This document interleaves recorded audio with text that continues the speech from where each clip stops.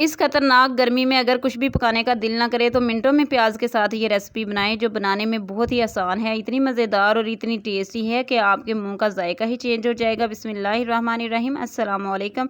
कैसे हैं आप सब? मैं उम्मीद करती हूँ आप सब ठीक होंगे। अल्लाह का शुक्र है मैं भी बिल्कुल ठीक ठाक हूँ। तो आज हम प्याज के साथ बहुत ही टेस्टी और झटपट से तैयार होने वाली रेसिपी बनाएंगे। तो इसके लिए कढ़ाई में मैंने ऑयल ले लिया है, ये सरसों का तेल है।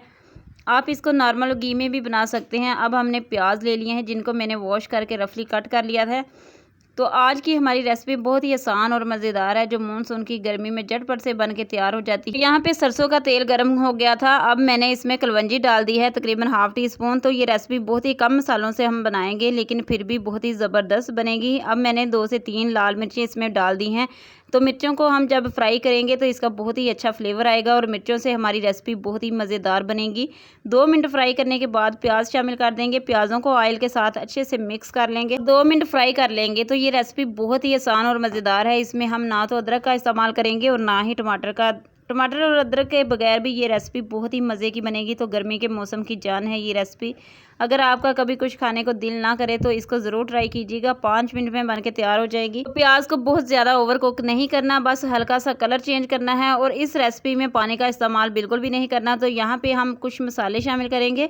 आधा चम्मच में इसमें नमक डाल दूंगी। नमक प्याज के हिसाब से कम या ज़्यादा आप कर सकते हैं। अगर आपको लगे कि मिर्च थोड़ी सी हल्की है तो आप लाल मिर्च भी इसमें डाल सकते हैं, लेकिन जो मैंने लाल मिर्च शामिल की है ये बहुत ही ज़्यादा तीखी है, इस वजह से मैंने लाल मिर्च पाउडर जो है वो शामिल नहीं किया। तो आप अपनी मर्ज़ी से कम या ज़्यादा कर सकते हैं। आधा चम्मच ज़ीरा डाल देंगे। अब मसालों को अच्छी तरह से मिक्स करेंगे। अब हम 1 से 2 मिनट कुक कर लेंगे। इस रेसिपी को आप चावल के साथ खा सकते हैं, रोटी के साथ ले सकते हैं, पराठे के साथ सर्व कर सकते हैं, सबको बहुत ही पसंद आएगा। तो थोड़ा सा धनिया इसमें शामिल कर देंगे और अच्छी तरह से मिक्स करेंगे। अब हमने इसमें कोई मसाला नहीं डालना, ज़्यादा मसालों के बगैर भी इसका टेस्ट बहुत ही ज़्यादा आएगा।